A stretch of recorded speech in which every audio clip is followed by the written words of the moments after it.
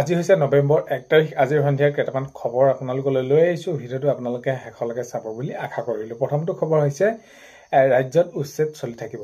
মাননীয় মুখ্যমন্ত্ৰী মহোদয়ে জনাইছে এই যে উচ্ছেদ প্ৰক্ৰিয়া আৰম্ভ হৈছিল আৰু শেষ নহয় যেতিয়ালৈকে নেকি এই চৰকাৰী মাটিত বেদখল তেনেদৰে কৰি থাকিব। চৰকাৰী মাটিত কোনোবাই ঘৰ সাজিব, কোনোবাই খেতি কৰিব।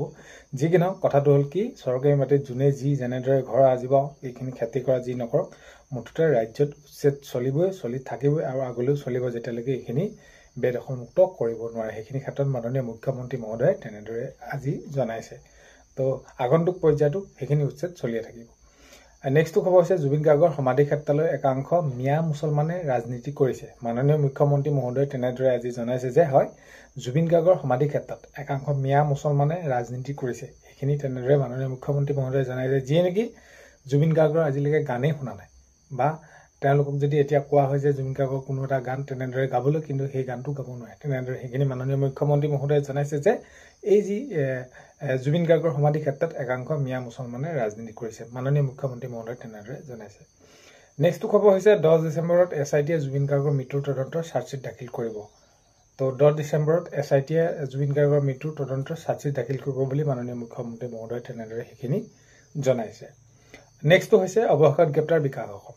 অৱশেষত গ্ৰেপ্তাৰ হ'ল বিকাশ অসম। আৰু যিহেতু বিৰলা সেনৰ তেনেদৰে আজি কেইদিনমানৰ আগত আপোনালোকে খবৰসমূহ পাই আছিলে, কেনেকুৱা ধৰণৰ কি পৰিস্থিতি হৈছিলে, কেনেদৰে আছিলে। চ' আজি এতিয়া অৱশেষত গ্ৰেপ্তাৰ হ'ল বিকাশ অসম। নেক্সটটো হৈছে মই মুখ্যমন্ত্ৰী হৈ থকালৈকে মিয়াৰ সৈতে চলিব সংগ্ৰাম। তো মাননীয় মুখ্যমন্ত্ৰী মহোদয়ে তেনেদৰে জনাইছে মই মুখ্যমন্ত্ৰী হৈ থকালৈকে মিয়াৰ সৈতে চলি থাকিব সংগ্ৰাম বুলি তেনেদৰে জনাইছে। যিহেতু এতিয়া তেওঁলোকে সেইখিনি চৰকাৰী ভূমিত আছে, খেতি কৰিছে, কোনোবাই ঘৰ লৈছে। তো সেইখিনি ক্ষেত্ৰত তেনেদৰে আজি এই প্ৰসংগ উল্লেখ কৰি মাননীয় মুখ্যমন্ত্ৰী মহোদয়ে জনাইছে যে মই মুখ্যমন্ত্ৰী হৈ থকালৈকে মিয়াৰ সৈতে চলি থাকিব সংগ্ৰাম। তেনেদৰে মাননীয় মুখ্যমন্ত্ৰী মহোদয়ে জনাইছে। নেক্সটটো খবৰ হৈছে সোণাপুৰৰ জুবিন ক্ষেত্ৰত উপস্থিত কৰ্ণাটকৰ অনুৰাগী। তো এতিয়া দেশৰ বিভিন্ন প্ৰান্তৰ পৰা তেনেদৰে আহিছে, বিদেশৰ পৰাও তেনেদৰে আহিছে, অনুৰাগী আহিছে জুবিন গাৰ্গৰ, জুবিনদাৰ। তো সোণাপুৰত আজি জুবিন ক্ষেত্ৰত উপস্থিত হৈছে কৰ্ণাটকৰ অনুৰাগী। তো এইকেইদিনটো ভিৰ হৈ আছে। বাকী আপোনালোকে এইখিনি ৰৈ বিনালে ক্ষেত্ৰতো গমেই পাইছে আৰু কেনেকুৱা।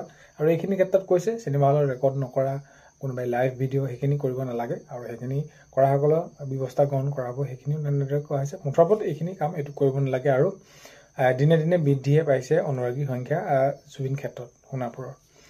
নেক্সটটো হৈছে ৰাইজক কষ্ট নিদিয়াকৈ।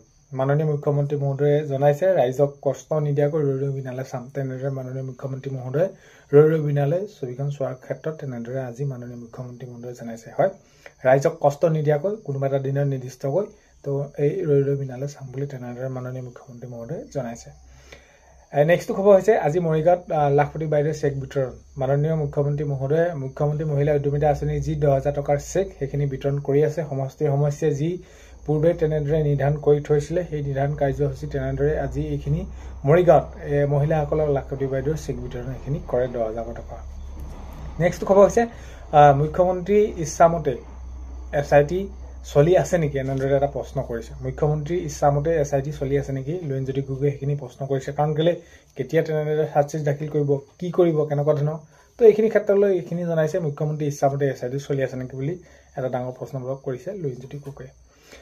নেক্সটটো খবৰ হৈছে প্ৰথমতে জুবিনৰ ন্যায় আৰু তাৰপিছতে গৌৰৱ গগৈ। মাননীয় মুখ্যমন্ত্ৰী মহোদয়ে জনাইছে যে প্ৰথমতে জুবিনৰ ন্যায় পাব লাগিব, জুবিন গাৰ্গৰ সেইখিনি ন্যায় দিয়া হ'ব, তাৰ পাছতহে সেইখিনি গৌৰৱ গগৈ প্ৰসংগটো আহিব। যিহেতু সেইখিনি গৌৰৱ গগৈ প্ৰসংগটো 10 ছেপ্টেম্বৰত তেনেদৰে সময়সীমা দিয়া হৈছিলে।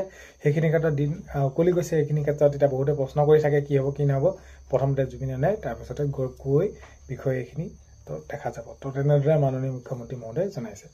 চ' আজি এইখিনি আপোনালোকক খবৰ জনালোঁ। আপোনালোকে ভিডিঅ'টো শেষলৈকে চোৱাৰ বাবে বহুতেই বেছি ধন্যবাদ। এইখিনিতে আপোনালোকক এটা অনুৰোধ কৰিম, চেনেলটোলৈ যদি আপোনালোক নতুনকৈ আহিছে চেনেলটো ছাবস্ক্ৰাইব কৰাৰ লগতে কাষতে থকা বেল আইকনটো প্ৰেছ কৰি অল কৰি থ'ব, যাতে নতুন এটা ভিডিঅ' দিয়াৰ লগে লগে আপোনালোকে আগতীয়াকৈ চাবলৈ পায়। অন্য এটা ভিডিঅ'তে লগ পোৱা আশাৰে আজিলৈ